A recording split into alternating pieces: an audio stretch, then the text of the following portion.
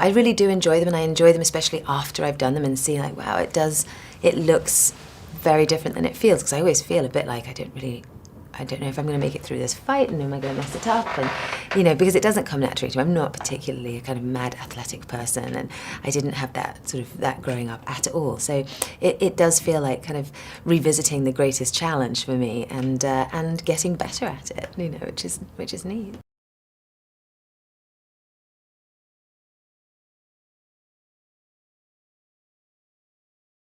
We shot it very early on, actually. A lot of my my stuff was quite near the beginning of the movie with Colin, and so I think I'd only met him 2 days when I was flying across the floor with my legs open to choke him. And that was really intense. It's a really intense, like quite heavily choreographed, difficult fight, and it's, you know, doing it with another actor, you're always hoping you're not going to be the one that accidentally loses control of your fist or your elbow or anything.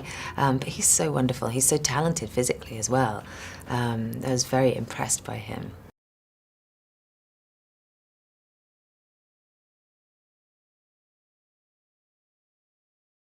The fight between Jessica and Colin and I in the elevator was the one I think I was the most worried about, because that came up, I think, within the first few weeks of shoot, of me being on the movie, and I didn't have very much preparation time.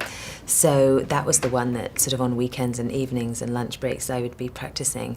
And they built a little sort of elevator-sized spot for us to practice in, because it is very different doing a fight in the open air than doing a fight in this very confined space. And I was so worried about it, because I have to beat everybody up in that scene. You know, I'm beating everybody up at once. But it went really, really well, and she's great. I mean, she's brilliant at doing it, but also, you know, just fighting with another woman is a very polite experience. Everybody's apologizing and taking responsibility for when it goes wrong, and it was really sweet, actually.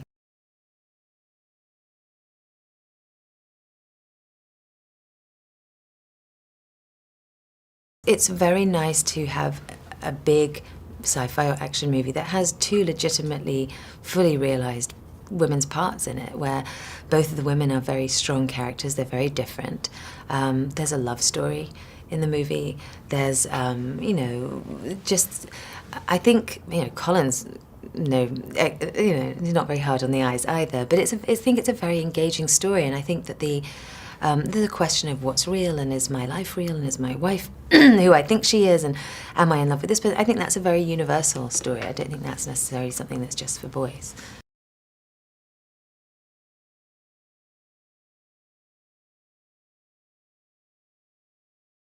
We were such big fans. I mean, that was really what it was. I remember my husband and I became completely obsessed with Breaking Bad before he was even doing Total Recall, and then of course when it came up, he said, "Oh my God, do you think we could possibly get him? Because he's just incredible." And then he did it, and he's like the ultimate actor. You know, he's so amazingly talented, but he's also just a great person to have on a set, because he's endlessly funny and witty and energetic and kind of naughty and great.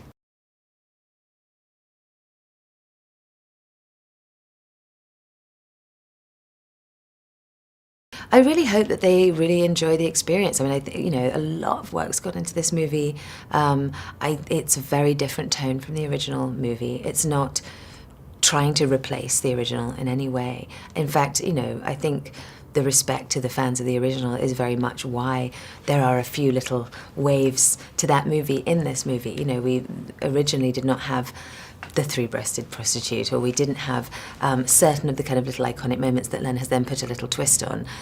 We didn't have those in the original script, because it was just a completely different story. We'd already took away Mars, we tonally changed everything. And I think because it is such a beloved movie, it was nice to just kind of have a little sort of respectful wave at the original movie. Yeah. Okay, stay with me as I have some cool behind-the-scenes trivia. Stop motion has featured prominently in famous science fiction films.